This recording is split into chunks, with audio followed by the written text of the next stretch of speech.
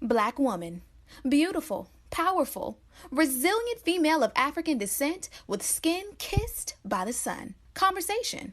A talk, especially an informal one between two or more people in which news and ideas are exchanged. We love being Black women. Black women are ambitious. Black women are confident. Black women are diligent. We are tenacious. We walk out of our houses put together. We are many shades and personalities of fabulous. But we as Black women don't talk about our dilemmas, current events, and what's going on every day that affects us. So we created this podcast as a way to laugh together, cry together, and have an open conversation about life as Black women. Oh, that's deep. Black Women Conversations.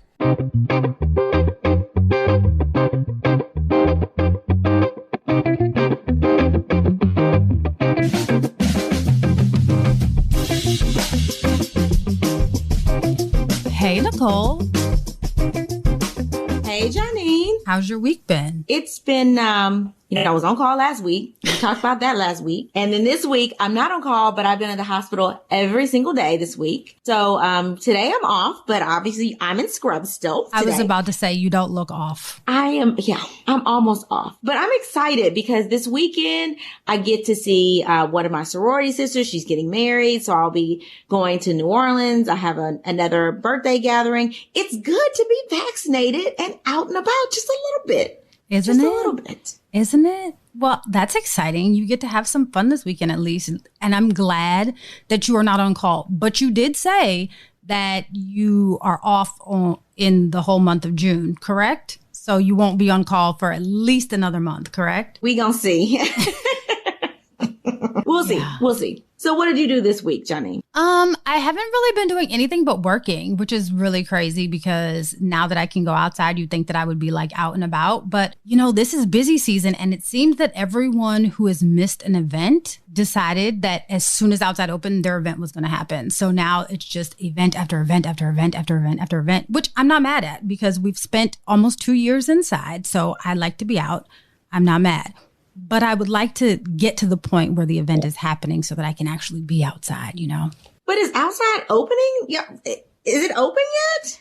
Yeah, it's open. You can go out now. They're lifting all of the restrictions. You can go out and mill around a little bit. Yeah. There are things to do. I don't really want to be close to a bunch of people, but there are things to do. People are having concerts again. So I don't think I'm to that point. I don't think I'm comfortable to that point, but they are having concerts again. They really are. Well, I say that because you plan and promote like major events. Like I'm talking about going to a little bridal shower of, 10, 12 people and a little birthday dinner where we're like, are you vaccinated, girl? Yeah, you vaccinated? Okay, good. You vaccinated? All right, good. We all vaccinated? All right, great. You're talking about events. You're planning with like thousands of people. And I just did not know we're out and about like that. I mean, our AMA conference is still completely virtual. Our American College of OBGYN is still completely virtual. So there's so many things that are just completely virtual still. And I understand why, but I'm sort of kind of tired of it. Just a little bit. I have my last virtual event and my first live event, both in June. So we shall see. And the crazy part is, I'm supposed to be coming there next weekend. So I hit up my counterpart in Houston and he was like, hey, if you're going to be here, like we have a concert. And I was like, nope. I was like, I appreciate the offer, which I do. I really do appreciate the offer, but I don't feel, especially in Texas, I don't feel concert ready quite yet. Well, it depends, right? Because some people in Texas and some venues are being very strict. Like you have to wear a mask or you have to show your COVID vaccine card to even get into the section. So it just depends on where you're going. Not everybody is like crazy like the governor. I'm just saying. Yeah. Not everybody is that crazy. Yeah, I hear you, but I also know that people are producing fraudulent vaccination cards. So I will just err on the side of caution. Are they really? And stay where I know that it's safe. That's sort of scary. Like, y'all, the vaccine is free. You can just go get it. You don't have to produce a fake card. Anything for some money, I guess. I guess that's where we are in life, I guess. You have to hustle up and sell a card. Listen, I guess you can't knock the side hustles, but golly. Right? It's crazy. Ugh. Yeah. All right, Janine, what's on your timeline this week? So the internet has hipped me to some things, and, some things I feel like I can't unsee, but this is one of the things I'm super excited to learn. And I'm really shocked that I was unaware of this prior to just recently. So May is National Masturbation Month. And let's just say, now that I know, I will be celebrating from here on out. TMI, I know, I understand. So let me get to what's actually on my timeline. So I got this information from an article on CNN's website, and it's by Ian Kerner. And basically, it is a compilation of a bunch of studies that were done by the National Center for Biotechnology Info and NIH. And it's a compilation of studies about sexual activity during the pandemic. So according to the studies, sexual intercourse between couples took a nosedive during the pandemic. In my mind, I kind of thought that, because people are in the house and they're with their significant other and they don't really have those weird excuses of oh, I'm working late, or, oh, I have to go run this errand, or whatever excuses come with your normal life, you would think that couples would be having more sex. At least I would. But that's not really the case. It's quite the opposite. Couples are reporting super low libido. They just don't have the desire to have sex, and people are kind of learning that through this pandemic, that the person in their house is not the one that they might be attracted to. In addition to that, people are consuming a lot of alcohol. People are eating a lot. They're not nearly as active. So those kind of things are also lowering people's libido. But they're also dealing with things like stress. They picked up habits. I read an article that said, or a study that said, that people are smoking a lot more, whether it be actual cigarettes or vaping. So people have kind of picked up some unhealthy habits, and the side effect of that is a lowered libido. So with the stress and everything that's going on with the pandemic and the social climate, people really aren't I don't want to say they're not thinking about sex, but they're not really thinking about sex with their partner. And as opposed to turning around and saying, hey, hon, this is our time, people are kind of turning to pornography and, more importantly, masturbation. So pornography and masturbation it is. It looks like a lot of people are enjoying masturbation this Masturbation May. And honestly, I can't really blame them. Do I think that they should replace their sex with their partner with masturbation? No, but here's my thing. Do what you got to do to get yourself over the hump, honestly. What do you think, Nicole? I think that masturbation should be a healthy part of everybody's sex life, regardless if you have a partner or not. And, I know we've talked about this sort of briefly in the past about, the COVID babies are going to come, or the baby boom. And I told you, I'm like, yeah, no, that did not happen. We thought it was going to happen. We really did. Because people were cooped up in the house and looking at each other. But then people coop up in the house looking at each other and realize, wait, I don't really like you. You're getting on my nerves. Get off me. So then you don't have the baby boom, right? And when you have stress and finances and everything else that complicates your household, well, you're not thinking about him, but you still need to embrace yourself. You still need to make sure you're relieving stress some way. And you still need to be happy with yourself. So I can see why masturbation went up. Now, the funny thing is, now that we're halfway, because people are like, oh, now we're through the pandemic. We are not through the pandemic. Now that we are in the midst of the pandemic and we have some sort of solution and we can see a way out if people actually act right, now we're starting to see the numbers are going up in terms of the number of pregnancies. When they said that pregnancy numbers were down in 2020, I was like, really? Because I feel busy. I feel real busy. I feel busy for you. Listen, how? I mean, is everybody coming to me or what? Just saying. Just saying. But the numbers were lower, but we are starting to see the numbers trend up more. And maybe that's because people are finding better ways to cope. But masturbation, I just feel like should be not really oh, if you have a man, you don't masturbate. If you don't have a man, then you masturbate. It shouldn't be like that. Before you even start a healthy sex life, you should sort of kind of know what you like and what you don't like.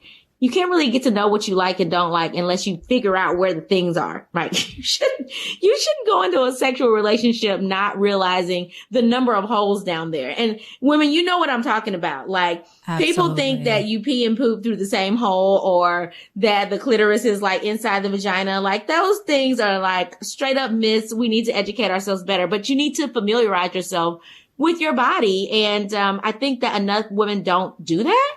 And perhaps that's because us being religious women, you know, it's sort of kind of taboo. Like, you don't talk about that, you know, because we don't talk about what, masturbation? Yeah.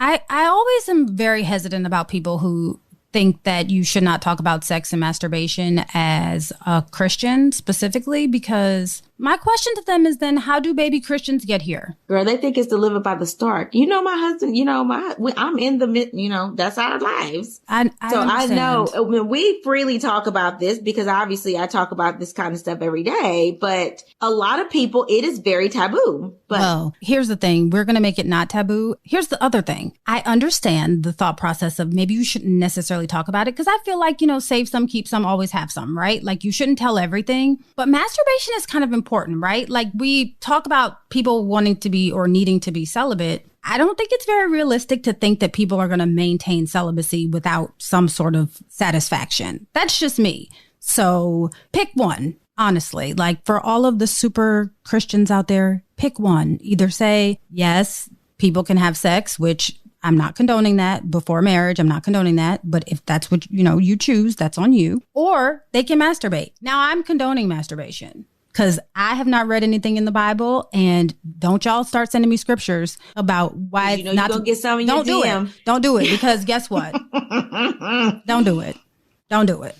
Let me tell you something. God created us the way that we are, and he understands what our bodies are like, and he wants us to pleasure ourselves. That's what I think. That's my belief system. And until I learn otherwise, that's what I'm going with. All I'm saying. Well, to help us talk about this, you know, because Janine and I, you know, we're going to give you our opinion all day. We have strong opinions about this, but we have brought a very special expert. Yes, she is a sexual therapist. Yes, she is a masturbation expert. We have her with us, and she is Dr. Donna Oriowo. Dr. Donna is an author, an international speaker, and a certified sex and relationship therapist in the Washington, D.C. metro area. She's the owner of Are Not Right. Dr. Donna specializes in working with Black women on issues related to colorism and texturism and its impacts on mental and sexual health. She is the author of Cocoa Butter and Hair Grease, a self-love journey through hair and skin. Dr. Donna is an advocate for sexual freedom, self-love, and acceptance and accomplishment of women of color, especially Black women. She collects inspiring quotes, eats donuts. She loves pasta.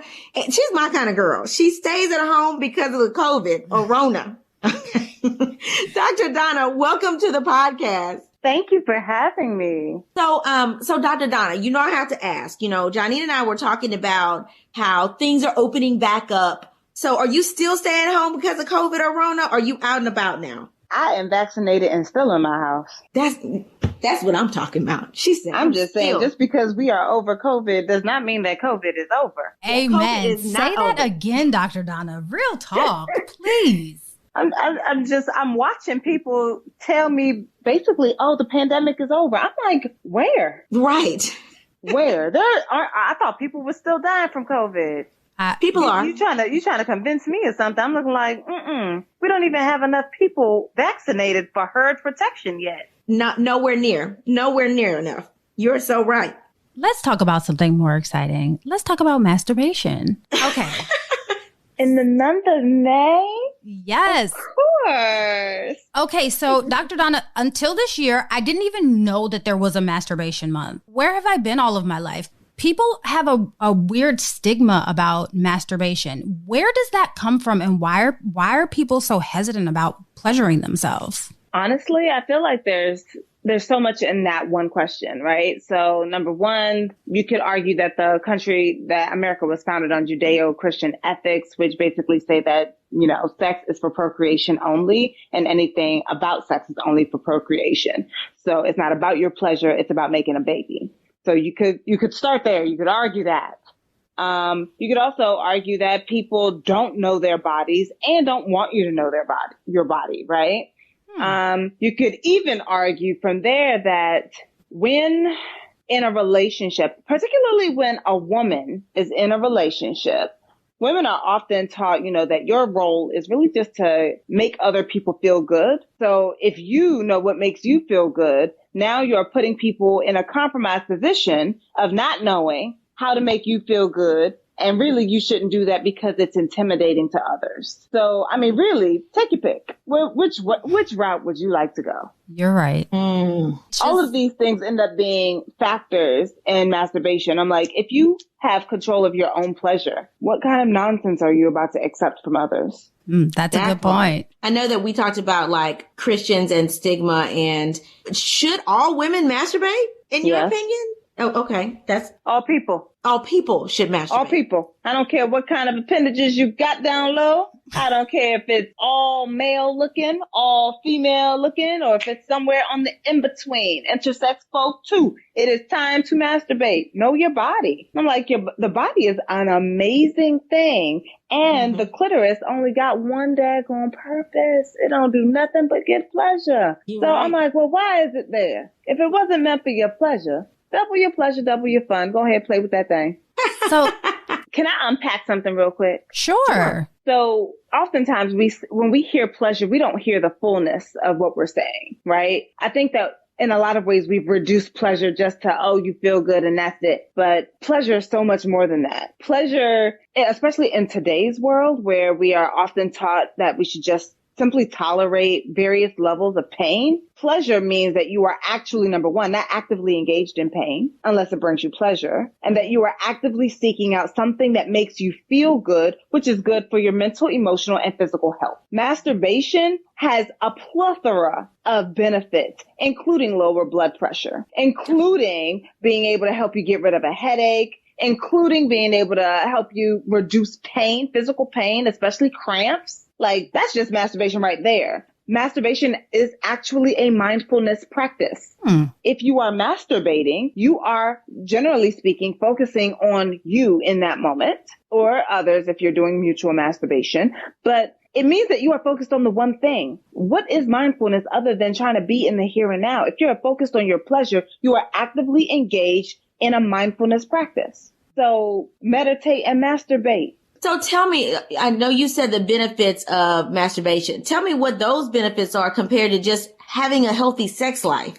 Having a healthy sex life also garners many beautiful benefits, right? But masturbation is not just for others in the way that sex can often be about others. Masturbation's for you. It's about having you time if you're doing it alone. If you're doing it with others, you can use it as a learning opportunity. Masturbation also has an added benefit of you probably won't get pregnant. You probably won't get an STI. So you have fewer things to worry about in that way. And considering COVID and all the things out here, it also has the added benefit of you probably will not transmit COVID to yourself. That part. Since they said that coronavirus has been found in semen. Yeah, you can sexually transmit that. They do recommend that you are socially distanced while you're mutually masturbating. Just That's crazy. But one of the things that you said that sort of like struck me earlier was that people are having maybe a little bit less sex, maybe a lot less sex. But masturbation would go up because you still are looking for some sort of release. Sex is not just about the mental, emotional sort of connection or that piece of it. It's also a basic biological need. So the way that you need food, water, sex is down there at the bottom of Maslow's hierarchy. One thing I'd like to point out, Dr. Donna, that you said that masturbation can relieve cramps. So you mean to tell me all this time I've been taking all this Motrin and I could have just been masturbating to relieve my cramps? Well, yeah. I even recommend maybe a little bit of a combination. A little Motrin, a little masturbation, maybe masturbation before the Motrin, because you might find that you don't need it. Where have you been all of my life, Dr. Donna? Where have you been? So, I be here doing what I do. Okay, so I have a question. Dr. Donna, what are safe things to masturbate with? And what are some things that are not safe to masturbate with? Okay, so people slide into the DMs all the time, especially during this month, asking about all kinds of things that they would like to stick in their bodies. Generally speaking, I do not recommend anything that is not a body safe sex toy. So we're talking about body safe silicones, masturbation implements like glass or wood. There's glass, there's wood, there's all kinds of toys already out there. But people sometimes insist on using household products. People have been known to vibrate with a toothbrush, for example. And I'm just like, you know what? Those bristles don't belong there. That skin is delicate. Oh. Yeah. So if you're going to do it, use the back of your toothbrush head and certainly cover it up. And hopefully you're not using that to also brush your teeth unless you're really into that. But you want to make sure that you're cleaning. I mean, you're supposed to clean sex toys before use and after use. So if you're going to be using some random implement in your house, you got to clean it before and after use. People have been known to stick bananas. Yep. Cucumbers. Inside. Bananas, cucumbers, anything basically with a phallic shape. And I'm just like, nah, they're toys and they're as cheap as $5 now. So, I mean, if you can afford a bunch of bananas, you can probably afford a sex toy. So maybe put the bananas down and go get a sex toy. They're also come in discreet packaging. They're not putting it on the side like your toy. It's coming in a random box. I mean, if you shop on Amazon the way that I know people have been shopping on Amazon during this pandemic, you too can have many toys that come in with your books or with whatever random item that you just saw on some ad from Amazon. So you don't actually have to use random implements in your house. You could buy a toy. But yeah, people use what they find on hand. And sometimes you just gotta say no. Some things are just a no. So Dr. Donna, we did an episode about masturbation before. And one of the things that we found is exactly what you said. People use random things. The most strange thing I think that we saw was someone using their child's Buzz Lightyear toy. Yeah, the Buzz Lightyear and the Barbie feet. Yeah. Oh yeah, the Barbie feet. The Barbie feet was weird. We'll try to get it in where they fit in. It's right, that part. It's just really interesting. But Dr. Donna, what do you say to those people who like to use food while pleasuring themselves? No, that's what I like to say. I like to say no. And I'm saying no because, number one, food throws off your pH balance. It makes a vagina sort of start to overreact. And people like to use food in sex as well. And generally speaking, I'm just like, it does not belong near your genitals. Mm-mm. It certainly should not go in the vagina. Around your vulva, I still say no. But in your vagina, no. Not at all. And on top of that, if you have micro tears from whatever funky implement you're using, now you're also introducing food into that same environment. That grapefruit juice on top of that is not going to feel good. Yes, I'm just like, well, if you have the pain tolerance for it and you have the money to be going in and out of your gynecologist's office because of the things you done stuck up in there, I mean, I guess that's your business. But for me, it's just a no. I'm like, your is not supposed to taste like raspberry, and so raspberries don't need to be in there. Your supposed to taste and smell like. So leave that stuff in the kitchen where it belongs. All right, y'all ready to talk through some scenarios? Because I feel like this is going to be interesting. Yeah, let's talk through some things. All right. So Dr. Donna, at this point in the show, our listeners will write us letters and ask us for advice. And we pull those letters to go with relevant topics of the show. So since you're our expert, we would love for you to weigh in on these letters from our listeners. All right. I'm ready. All right. So the first one reads, ladies, I need help. I'm not sure my relationship is going to make it. My long-term boyfriend and I have been together on and off since high school. We're now in our 30s, so we've been together between 8 and 13 years, depending on how you want to count it. Here lately, our sex life has been very boring. I find myself faking orgasms and using excuses to avoid sex. I hinted at using toys, but my boyfriend said men don't use sex toys. What he doesn't know is that I use them without him. On nights I turn him down, it's usually because I have already gotten off earlier during the day with Big Mike, my vibrating dildo. I feel guilty about it, but also so good, if you know what I mean. How can I spice up my sex life with my boyfriend and or make him more open to using sex toys in the bedroom? Leave him. Dr. Donna, you said leave him? Dr. Donna. All right, I bet I was just mean. I was mean for a second. I'm gonna backtrack it.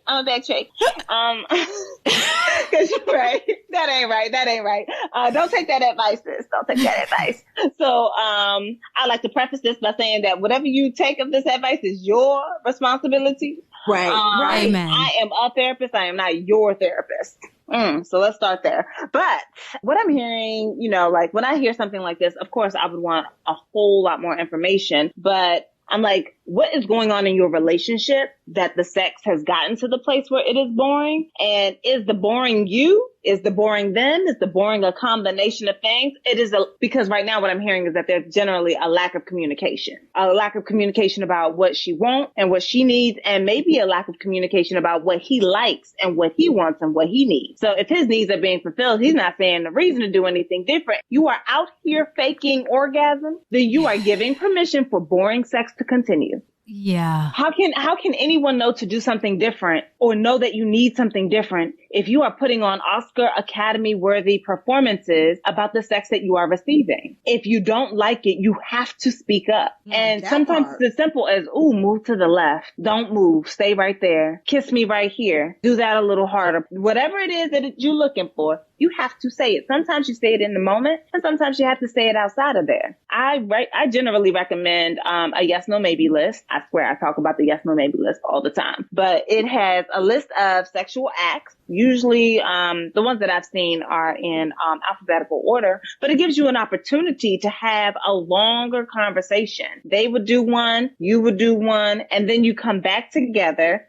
Glass of wine in hand, light a candle, put some slow jazz or something on in the background, and have a conversation about what it is that you both are in agreement with. Like, yes, talk about those maybes and respect the boundary of the no's. Being able to have that conversation, then you can see like, oh yeah, I would be interested in trying that once. Oh, well, what's this? I would like to try that once. Now you are bringing in new ideas into the bedroom, and you can together do the research about how to make it happen, about what is going to be necessary to make that sex act happen, et cetera, et cetera. These are that's just one way to have that conversation. You could also do a pleasure map together, mapping the pleasure points on each other's bodies, what you like to experience on this part of the body versus that part of the body. Now, Afrosexology has a great workbook called Solo Sex. And in Solo Sex, it has a pleasure map. And while it may be about solo sex, the skills you learn in solo sex can be very easily translated to partnered sex. Vanessa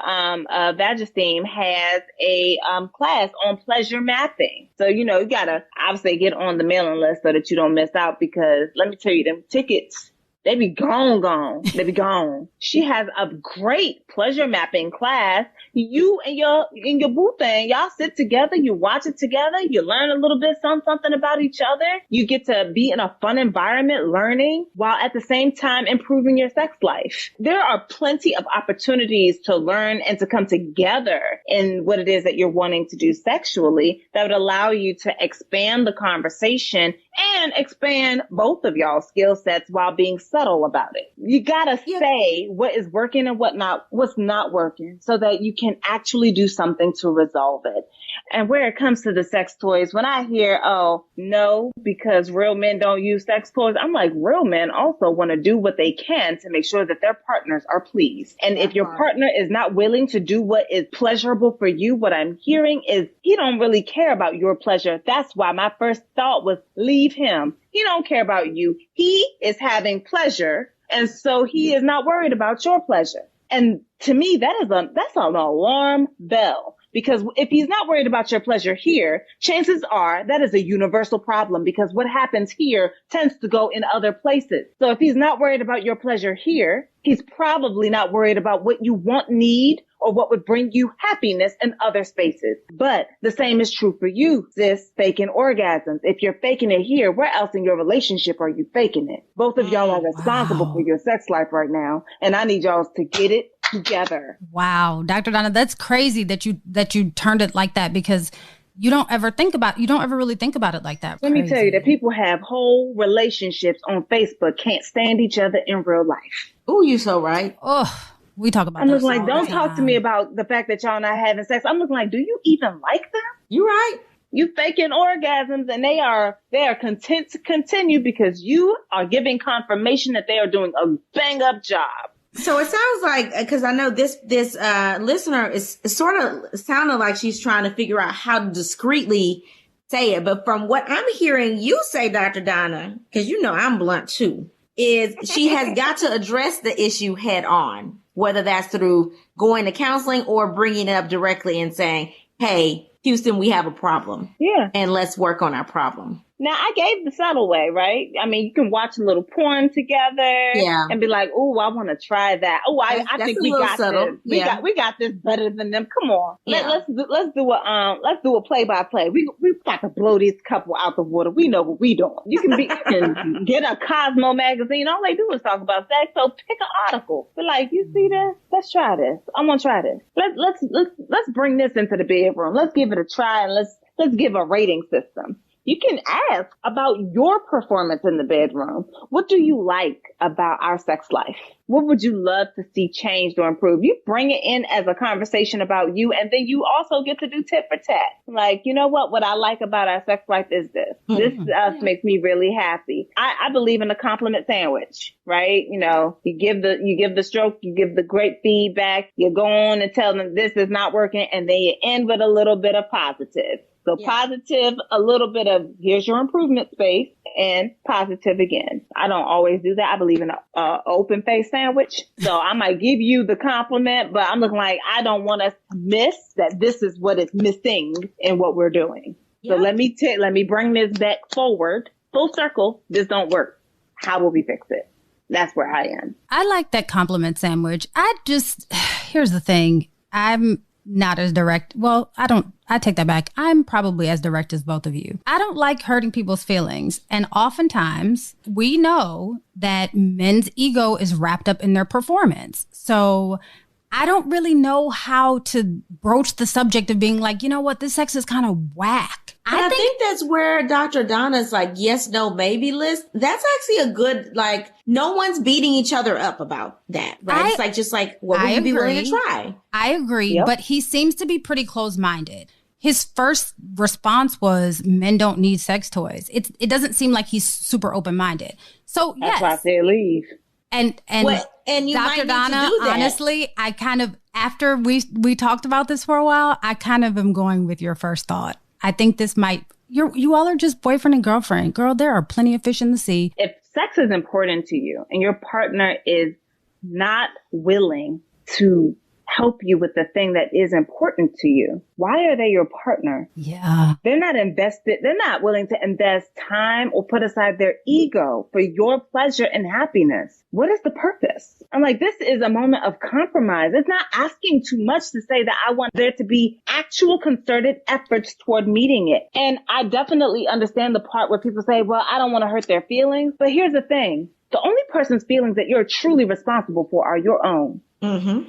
And if you have healthy boundaries and you are not a whole, as I like to say, then you are able to communicate with other people about what your needs are in a way that does not belittle or put them down. Their feelings might be hurt, but you know what? Sometimes that's the consequence when we are messed up just a little bit in something that we're doing. Yes, if somebody tells me that, oh, that thing that you said really hurt my feelings, I'll be like, oh, I'm sorry. I'm sorry that your feelings are hurt, but I meant what I said. What can we do in the future to mitigate this? But your feelings are your own. So sometimes, yes, your feelings are hurt, especially when we get feedback about ourselves, when we thought that we was doing the daggone thing and somebody's just like, actually, you're not. Yes, it hurts our feelings because we are now being brought to a new reality. And that does not mean that you don't tell people about the reality that you are experiencing with them. It means that it is up to them on what they are going to do with the information you just provided. What you do does not help me. I like this instead. Would you like, let's try this instead because this is what I need. Oh no, I don't do that. Now it's not even an ultimatum. It's my boundary is this. I appreciate and I respect that is not something that you do, but it is something that I need.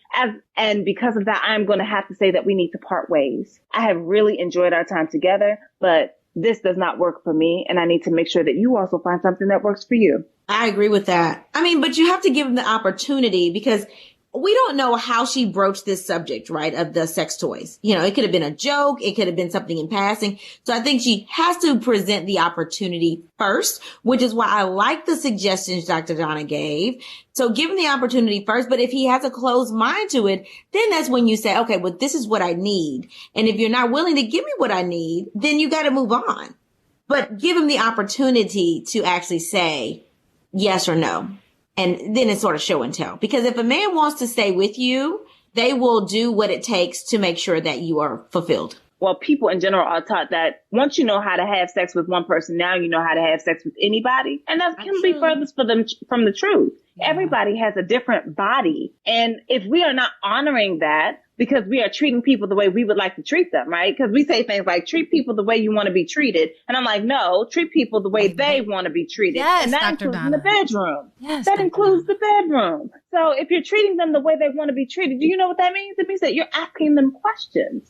Let me learn about you. How do you pleasure yourself? This is where masturbation comes right back in. How do you pleasure yourself? What do you like? How do you like your body to be touched? Teach me your pleasure map so that I can help to bring you pleasure. But what you don't know, you can't tell nobody. And if you're unwilling to talk about the things that bring you pleasure, you are now setting yourself up. Because now they have to guess, which means they have to go by the pleasure map of however many other people that they've had sex with to figure out what you like. And none of those people are you. And if they were faking it too, a disservice to your community.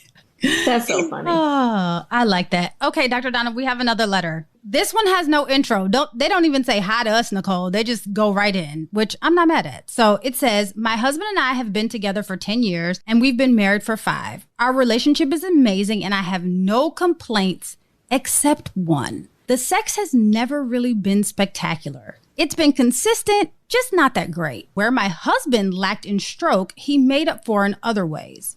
Our sex life has become a little stagnant since the pandemic, and we don't really have sex as much. Occasionally, but just not as regularly as before. The other night, I walked in on my husband pleasuring himself, which I thought was sexy. I was primed to join him, but he hopped up and acted like nothing happened. When I brought it up to him later and even suggested tandem masturbation, he quickly dismissed the idea and changed the subject. It's like he's ashamed of the fact that he masturbates and doesn't want to acknowledge it. Ladies, how can I let my husband know that it's okay to masturbate and help him warm up to the idea of tandem masturbation? Signed, Monica. You just did. Say that. Tell him that you find it to be super incredibly sexy to watch him pleasure himself. But keeping in mind that men have been brought to a certain level of shame where it comes to masturbation. The idea is that men should never masturbate unless they are on their own or, by themselves, can't get nobody. But that's the problem. The idea is that, oh, you can't get nobody. So there can be shame that surrounds masturbation.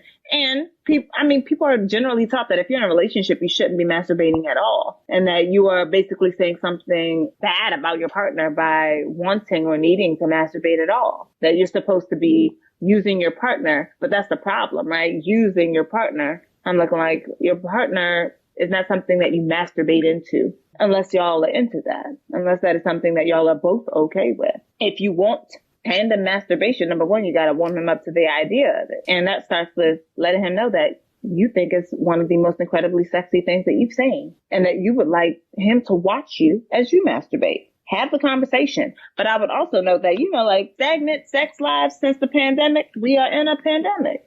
Lower your expectations. I just think that we need to remind ourselves because we are not giving nearly enough grace to the fact that we are in a pandemic. Sex lives look different when you're stressed. When you're worried about what's going on with grandma, grandpa, aunties, uncles, your cousins. When you're worried about what bad news you might get, whether or not you're going to have a job tomorrow. When you're worried about all the things that come with worrying about a pandemic. And the foolishness of whoever, is saying this thing or that thing, I'm like, you know what, suffer? Your sex life might suffer. I think that is okay. Let it suffer for a little bit. Yes, you might be a little bit more sedentary. I think that we need to normalize that as well. I'm like, go on and sit down, eat that box of chocolate chip cookies and stop playing. You finna be all right. But we are in a pandemic. We're in a pandemonium. Act like it. Dr. Donna, I feel like masturbation is super personal though, right? So I might not, I mean, obviously I'm not the expert, but I don't think that I would suggest pushing that on your husband, because maybe that's his time to like be by himself and meditate. And maybe that's the reason why he doesn't want to do tandem masturbation. Maybe that's his alone time. Maybe he does. It could be both. I say, when you want something, ask. If the answer is no, the answer is no. If the answer is no from shame, I would want to explore the shame that may be surrounding it. And if he hopped up like, oh my gosh, I got caught doing something naughty or that I'm not supposed to do, I would say there's probably some level of shame. But there's also something that is incredibly intimate about tandem masturbation that some people like to avoid. Yeah, you have to be very vulnerable to tandemly masturbate. That is a definite level of vulnerability. It is a different level of vulnerability. Definitely. But if somebody walks in on you and you didn't expect it, right, the vulnerable moment just comes up super strong. And I'm like, even if you don't think you're doing anything wrong, if somebody catches you doing something that you think of as private and that nobody is going to see, you could catch me jumping off a box of pasta. I'm just like, whoop. I just got caught. Because think about it, Janine. So think about your parents walking in and you having sex with your husband. I mean, you're married. You can have sex all day, but you don't want them to see, you're like, oh my God, you're not supposed to see this. It's just a matter, just a surprise. It's a shock factor. I might be surprised, but I would let them enjoy the show. You would not. Absolutely would. I can't believe you just said that. No, I'm just saying, like, yes, I would initially be shocked, but I wouldn't stop. Like, I wouldn't stop it in the middle of it. So no, that's why I said, I'm like, maybe he just wants it to be to himself. Maybe that's his thing, but I didn't get embarrassment from it. I just kind of got like, he just wants his masturbation to be his own time. I mean, I'm just sitting here thinking, I've been married for 5 years. I've never, and you know that your husband masturbates, you know, but I've never, ever seen him masturbate or even had a conversation, because it's a very private thing. So you know that people do it. You know, married people masturbate. Absolutely, we do. You're not really talking to your mate as much about like, oh, you masturbate today? Yeah, I masturbate. You're not talking about that. Like, it's a different level of vulnerability. In my house, it just is. I was about to say. Well, I know in your house, Dr. Donna, you probably do. If you see it, enjoy the show. My kind of girl. I think that it's to each his own, right? I said, so there's different strokes for different folks. So whereas not all people are as private, there are some people that are very private, and there are some people that do not want to masturbate with anyone around. It's private to them. And so for Monica, if that's something that now you know your husband masturbates, I'm pretty sure you knew it before, but now you've seen it. It's concrete in your brain. You've seen it and you're turned on. Then I think that the direct approach is the best approach. You just say, hey, I was really turned on and I would love to you should be direct and tell him, because right now it sounds like he's just ashamed. For me, I'm just like, well, try to have the conversation, try to normalize it, try to make it that it is okay, and see where you're able to get from there. Maybe he'll join you, maybe he won't. But I mean, the worst that can happen is someone says no. And if he says no, respect his boundaries and move forward from there and talk about the sex that you would like to have with him. Right, Janine. So what did you learn new this week? I learned, so I went on this website. It's called Hot Octopus. It's a sex toy website. And they came up with a G scale, which is like a Richter scale for orgasms, I guess. I did take the test. So Nicole, you have to go take it so that we can post our results. Oh, wow. But basically it tells you how to reach your climax, and it suggests a toy for you. So it's kind of cool. If you guys like to, we'll post it. So if you guys would like to take the test, which I suggest it, and you can find a toy that's right for you, take the test. What did you learn new this week, Nicole? Well, of course, I read a whole bunch about masturbation, and we'd had this episode before. So, in the episode before, I think I joked about 98% of people masturbate. The other 2% were lying. Mm-hmm. That was a quote. Actually, 78% of people in the world actually masturbated, and they did this face-to-face survey, and that's the results they got. 78%. I think that is probably going to be higher, but that is a 2017 study. previous research did show that people that masturbated did have a greater frequency of sexual thoughts and sexual experimentation before puberty, which to me was a little bit concerning. But I did find that people that masturbated did have higher levels of education. So I thought that was interesting, despite the other data that I found. But babies masturbate in utero. Oh yeah, they have babies been known to touch masturbate, kids in masturbate. Utero. We are the ones that sexualize the act into meaning something that it does not need to mean. So, Dr. Donna, thank you so much for being on the show today, because you are amazing. And we have learned so much from you about masturbation and our bodies and how to approach this subject with our spouses and our mates. And tell our listeners how they can follow you and what events you have coming up next. You can find me I'm especially active on Instagram at AnnodRight, ANNODRIGHT. You can find me at DonnaOriowo.com. You can type in Donna Oriowo in the box on Instagram, and it should pop up at least 2 pages. So one that is following me, Dr. Donna Oriowo, and the other that is AnnodRight, which is the name of my practice. That's the one that I'm way more active on, to be honest. And if you are interested in trying to have the conversation about sex with your kids, I have a webinar called Sex Talk Parent Edition. It is made specifically for you to start the conversation, for you to explore some of that stuff that we have, those hangups that we have that keep us from having the conversation. So, and you can find that on AnnodRight.com. Awesome. Thank you, Dr. Donna. We really appreciate you coming. Oh, no problem. Thank you for having me. We have to have you back to talk about sex and relationships, because we get a lot of letters about people who are in sex-less relationships. And we have to have you back to talk about what you were just saying about your, webinar with people trying to explain sex and sexuality to their kids. Absolutely. And then also, if you're listening, don't forget to go and buy her book, Cocoa Butter and Hair Grease, A Self-Love Journey Through Hair and Skin. So, Janine, are you ready for the motivational moment? I am. All right. And it reads, ladies, whatever you choose to do with your body is your business. Just love all of who you are and find pleasure in yourself. Until we meet again, pray, work, slay, and show off your melanated excellence. Bye. Oh, That's Deep, Black Women Conversations is produced by Nicole Lee Plenty and Janine Brunson Johnson. Executive producer, Ken Johnson. Get the Oh, That's Deep, Black Women Conversation podcast on Apple Podcasts, Spotify, Stitcher, Google Podcasts, or where you get your podcasts. Please subscribe and rate us. You can follow Oh, That's Deep, Black Women Conversations on IG at Oh, That's Deep, BWC. Oh, That's Deep, Black Women Conversations is a Mean Old Lion Media production.